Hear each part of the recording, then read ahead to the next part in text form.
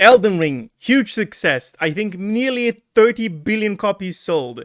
And there's this one boss called Malenia, Melanie. That's what I'm gonna call her. And she's been really hard. There's one guy though. He killed her 1,000 times. The player let me solo her has killed Melanie, Malamile 1,000 times on screen in front of 7,000 viewers. I think that's kind of cool. I mean, I have an idea of like playing a game 100 times, but killing a boss 1,000 times, that's pretty cool. And it's considered one of the hardest bosses in the game. So I think that will go into maybe in the Guinness Book of World Records. Who knows? Actually, it should go, right? It's being recorded, kind of. Yeah, who knows? We will see.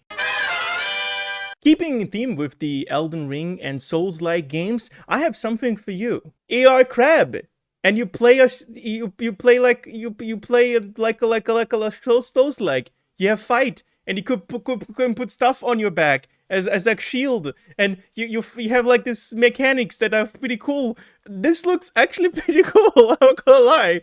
I saw this with a friend yesterday on the Nintendo Direct, and I'm like, what the fuck? That's pretty cool. Like it's a nice twist on the whole genre, right? It's not like, oh, just let me remake everything in as Dark Souls and put a twist on it like made Middle Ages. No, it's like, let me take this type of gameplay and completely convert in something else. I think that's pretty cool. More companies should do that. More developers should do that. I love these kinds of ideas. I love indie games as a whole. You guys all should play more indie games. That's my message. Thanks for coming to my TED Talk. The world of gaming is full of weird shit, and there is one thing that baffles my mind. There exists a Golden Wii console, and it was made for the Queen, and it's up for auction once again, and people can buy it. Why would you buy a golden console is beyond me, but sure, why not? It's like one of those luxury items, you know? It's one of the luxury items that people like to have, just like to brag about. Oh my god, look at my console. It's gold. My question is like, is it like real gold or just like gold leaf on top of it, right? Because if it's real gold, if that shit gets warm, it like gold melts really quickly. If you take like real gold and it's not mixed with silver, taking gold and like pressing it's really malleable. It melts really quickly. So I don't know, man. It looks tacky. I'm sorry. It looks tacky. I'm sorry. It just looks tacky. The next story is a two-part story about Final Fantasy. So the first part is there exists mods for the HUD, so you can have more information to tackle certain raids.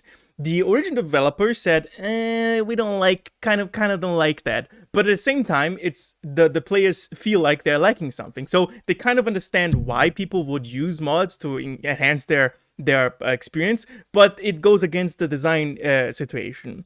And as a response, there was just disagreement online. But this is what happened next. So people that used the mods were sent to in-game jail. Which is kind of funny.